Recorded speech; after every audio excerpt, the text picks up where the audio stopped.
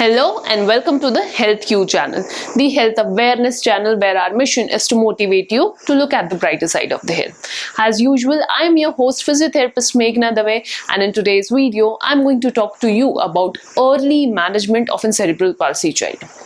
Guys, it's very important to start the treatment of a child who was born prematurely or else who is showing delayed developmental milestones so that he will have minimum complications or else minimum symptoms of cerebral palsy. Cerebral palsy is a progressive disorder which leads to a lot of impairments in life and is one of the major concerns for parents and is a source of worry for many parents.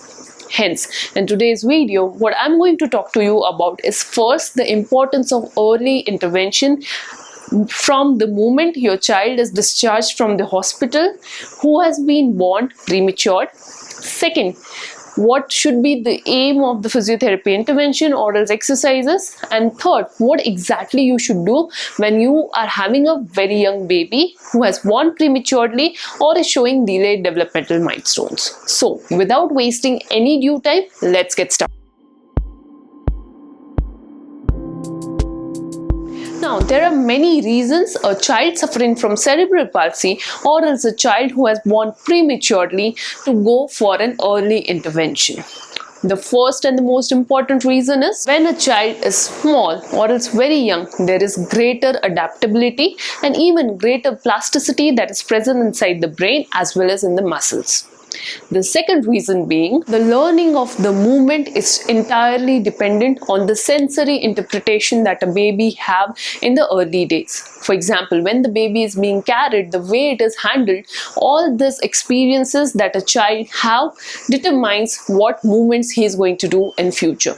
Hence, if early handling and sensory inputs are given in a right way, he will tend to develop right movement patterns from day one. When a child is premature or shows delayed developmental milestones or even is developing cerebral palsy, they will have this reflexes present for a long period of time. But if early intervention is done and if they are gradually progressed towards breaking of those abnormal movements which gradually becomes prominent as the child grows, it's more easier for the child to adopt to the other movements that are progressive. If the child is undergoing physiotherapy intervention early on, he will have less spasticity or else near normal muscle tone. Even the child will have better results and better progression if started early on compared to the late stages. So now the question arises, what is the aim of a physiotherapy or else aim of a physiotherapist while incorporating exercise program in the early days? So the first and foremost important aim that a physiotherapist have while introducing exercise regime to the child is to develop normal movement patterns. The second important aim is to counteract the development of abnormal postural tone. Next aim is to teach child some functional movement patterns. There are some functional activities that we do normally, but these activities are equally difficult for a cerebral palsy child. If right movement patterns are taught from the early days itself, it would be much easy for the child to adapt to that movement patterns and thus would be helpful in the growth of the baby. The next is to prevent and delay the development of muscle contracture. There is a natural interplay between baby and mother. The mother and baby has got a strong connection, and this is an advantage that one should harness or should exploit to an extent that helps the baby to develop in a better way. Hence, the first and the most important thing that one can do in order to ensure that the baby grows normally is to improve and focus on the handling techniques of the baby. So, what are the handling techniques of the baby? Let's have a look. The first one is make sure whenever your baby is not sleeping, or else you can say whenever baby is awake, he is spending a tremendous amount of time by lying down in the tummy. Tummy time is one of the most important activity that should be introduced to the child as soon as possible. No matter, your child could be very young, very tiny, but that doesn't mean that you cannot give tummy time to your baby.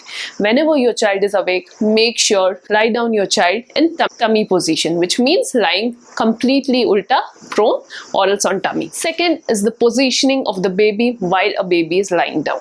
It's important that the head, shoulder and the limbs stays in a normal or else neutral or else midline position. Most of the time, babies who are born prematurely have the habit to keep their hands in W position and the legs in frog position.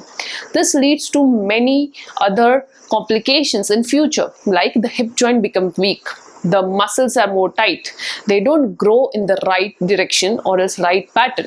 Hence, it's important that the position that baby have in the womb of mother, same position should be tried to be achieved passively in the environment of home or else in the hospital. Use rolled up blankets or else specialized pillows like donut pillow or else butterfly pillow in order to ensure that the baby is lying in that midline position. You can also roll up the blanket around the sides of the baby so that the hands, the head, the legs all stay in midline. Third thing you can do is regularly change the position of baby.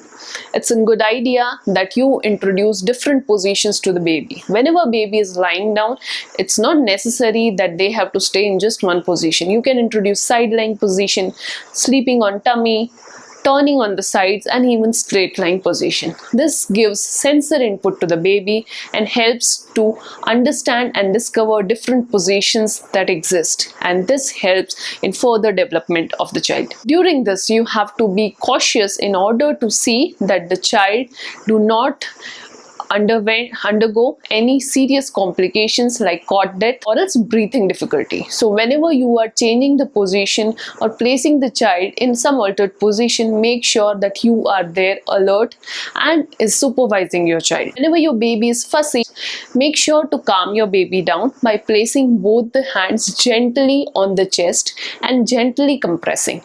This calms down the baby and gives the stimulus of bringing the hands and legs towards the midline of the body. Gently put your fingers on baby's chest and squeeze this very gently. What will happen? This will activate the pectoral muscles of the child, which usually gets weak in the late stages of cerebral palsy. For abdominal muscles, place your hand on the tummy of the baby, spread your fingers and then gradually squeeze. This stimulus helps in activating abdominal muscles as well as hip muscles and brings them and teaches the baby to bring it towards the midline. To use a butterfly pillow or some sort of pillow that ensures that the head is slightly elevated but at the same time is resting on the midline in relation to the body. Even make sure whenever you are carrying your baby, give some time in which you are carrying the baby same as the position that a child have during the time when he is in the womb. Rest the head of the baby on your shoulder